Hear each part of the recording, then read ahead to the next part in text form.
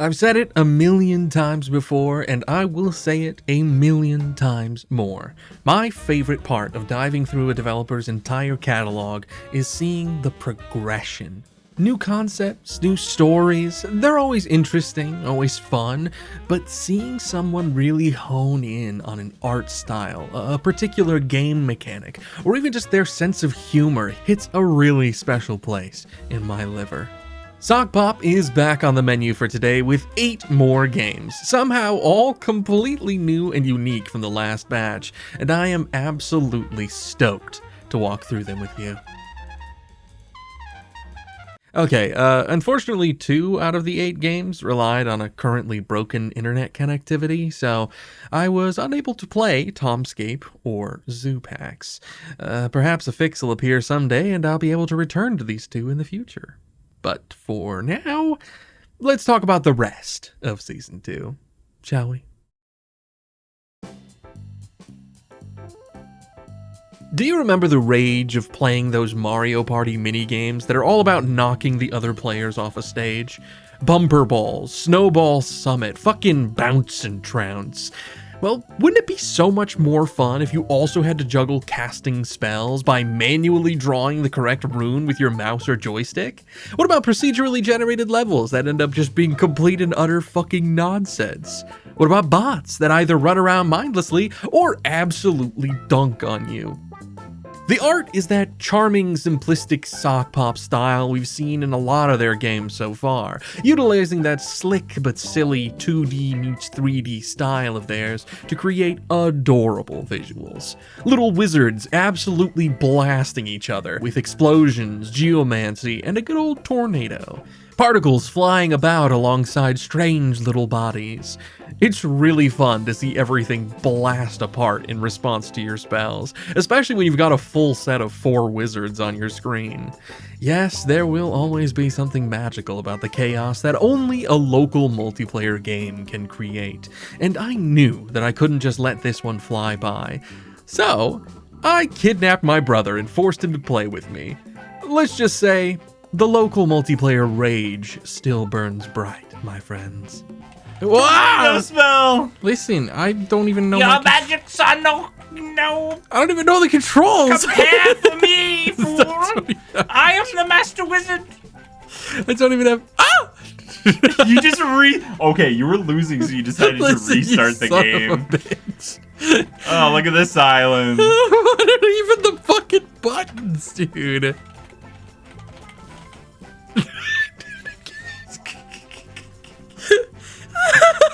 Eli's so scared of losing that he just... Shut the fuck up!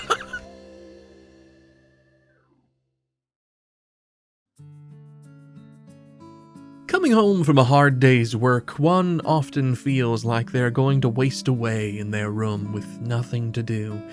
But by letting your mind drift away to fantasies and daydreams, a simple abode can become a precious little excursion beyond the confines of your reality. Kamer leans towards the Yut style of meditative gameplay, minimalistic interactions, slow, lumbering pace, and gentle, airy ambiance carry you through a short, if tender, experience. There's a few items in your room that you can carry around, simple interactions, but should you try and step beyond the confines of your room, there is quite an adorable dreamscape waiting for you. Interacting with the strange, dreamlike space beyond reveals a few more little moments back in the room on your return.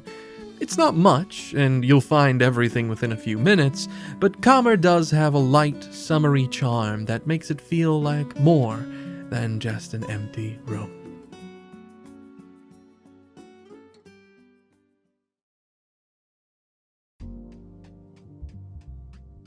I was never good at Minecraft.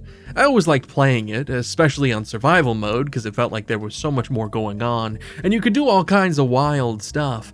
But after a short while, it quickly devolved into me being a wild madman running, screaming through the woods, building dirt huts to survive the night, before being humanely put down by a random skeleton archer.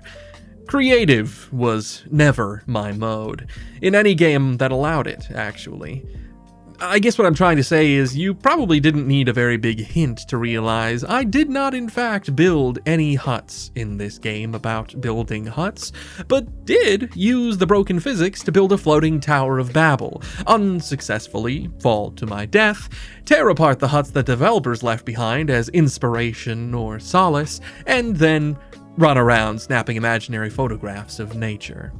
So, if you like being given a cute little spot to build and being left to your own devices, this was cool. If you're insane like me, it's still cool, just in a different way.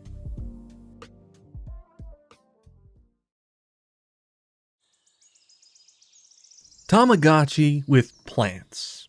That's the way the Steam page describes it anyways. In Botanik, you have a little greenhouse of your own in which to grow some cute little plants.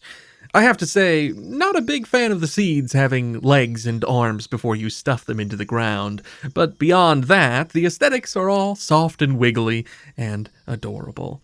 After planting your seeds, you have a little cone guy avatar thing that is your gardener and with which you water the plants.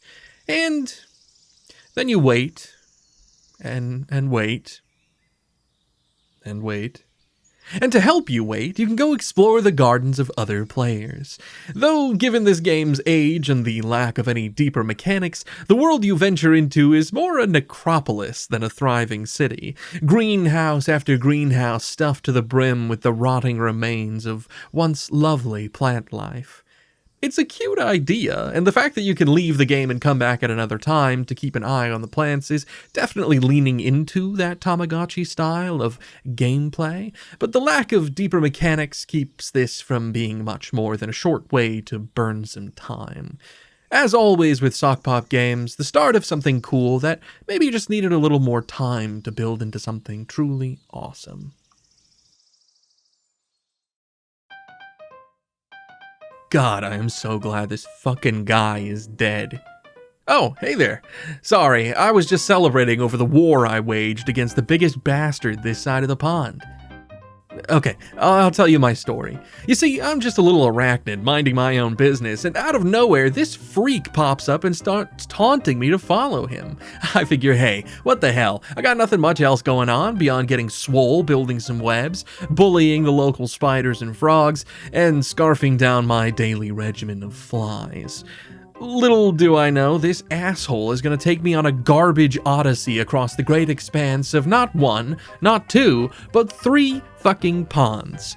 No spider has ever traveled so far for so little. He leads me off to his little tree trunk, and then after having Pied Pipered me across the land, he tries to fucking kill me. Luckily, he's only succeeded 4 times, else I'd have lost my entire feeble-ass mind. At least now he's fucking dead, and I'm absolutely stuffed on his gross, but admittedly nutritious innards.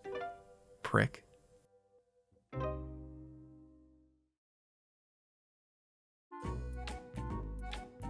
Do you like The Sims? Do you run a llama farm and want even your entertainment media to feel like your daily life? Well, have I got a game for you. Llama Villa is honestly mostly just that. It's the basic tenets of The Sims. Build a house, control, or just sit back and watch your Sims' wacky antics. Sell your hair for rent money. The basic tenets of any Sims game. But, llamas. You start with one little critter, some cash, and a dream, and from that nearly empty patch of grass, you can build a tiny fenced-in pen, a studio apartment, a cozy house, or if you really feel like it, shoot for a mansion just teeming with furry little friends. As with The Sims, you also need to maintain the needs of your llamas: energy, thirst, cleanliness, entertainment. Give them a bed, a TV, a coffee machine, whatever you feel like providing. Or, like in The Sims, lock them away, steal their belongings, and leave them to wallow in misery. It's, your choice. A fantastic way to round out this second season of Sokpop.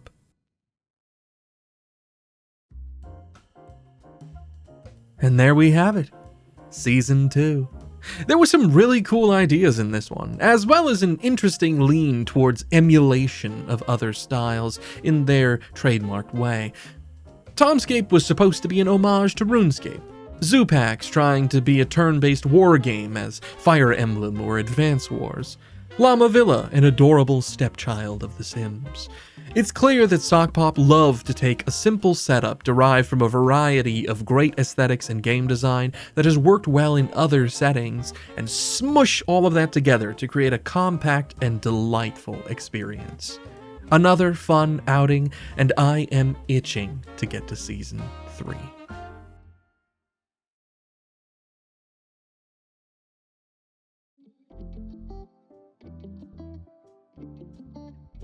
And there we have it. The end of Season 2.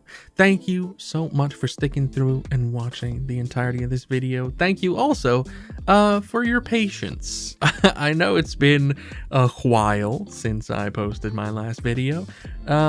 It was kind of like a weird last month. I had some wild things come up with family stuff, and then just a lot of work beyond YouTube that has taken my time, and I started learning the drums, so I've kind of been spending a lot of time doing that instead of doing work. Which then means I have to work more, which cuts into my time that I can do, you know, YouTube and shit like that. But I do plan to keep, you know, trying at least to make videos regularly, now that I'm kind of in a little bit better of a space to do it. And with that, let me go ahead and say thank you to my members. Thank you so much, Shorain. Thank you so much, Artemis. Thank you so much, Elegantris. Thank you so much, everybody. All of the lovely people that are kind enough to try and support me monetarily in this silly endeavor of mine. I really appreciate it. But with that, thank you all so much for watching. I hope you all have a wonderful rest of your day and or night. And we'll see you next time. Bye.